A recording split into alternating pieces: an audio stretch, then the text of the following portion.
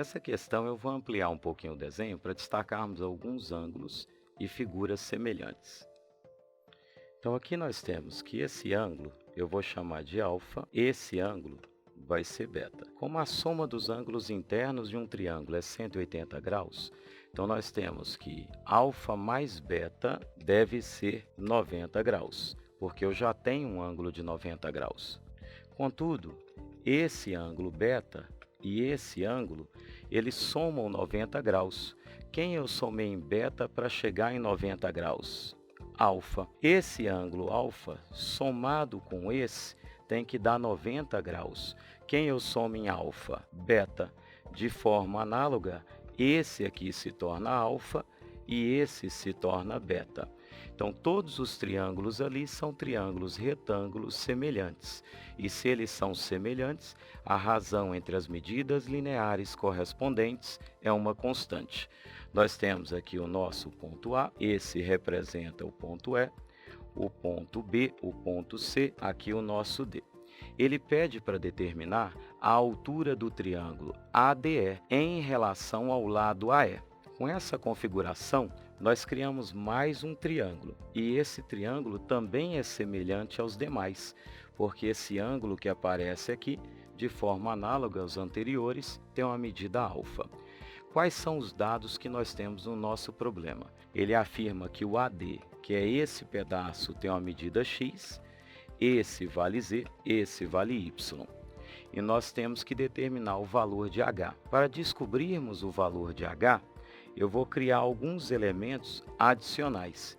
Eu vou chamar essa parte aqui de M e esse pedacinho que aparece aqui eu vou chamar de A. Eu vou trabalhar agora com triângulos específicos para determinarmos a nossa semelhança. O primeiro grupo de triângulo, nós vamos buscar o triângulo formado pelo AED, que é semelhante ao nosso triângulo BDC. E se eles são semelhantes, a razão entre as medidas lineares correspondentes é constante. Então aqui nós temos um triângulo maior, que você tem o seu ponto A, que nós temos o nosso D, esse aqui representa o nosso E, esse ponto vai simbolizar o D, esse nós temos o C e aqui nós temos o nosso Bzinho. Esse pedaço nós encontramos Z, esse nós temos o Y, essa parte por Pitágoras eu posso afirmar que é a raiz do meu valor Z ao quadrado menos y ao quadrado. Esse aqui simboliza o x, esse o m e esse é o segmento que nós criamos como A. Nossos ângulos internos, alfa e beta. Do outro lado, nós temos o nosso ângulo alfa e aqui o nosso beta. Se as figuras são semelhantes, a razão entre as medidas lineares é constante. Então, o nosso oposto a beta no grandão, x. Oposto a beta, nós temos o y. A hipotenusa do grandão vale m, a hipotenusa do pequeno nós temos z. E aqui, oposto a alfa, você tem o valor de a, e o oposto a alfa, nós temos a raiz do nosso z ao quadrado menos y ao quadrado.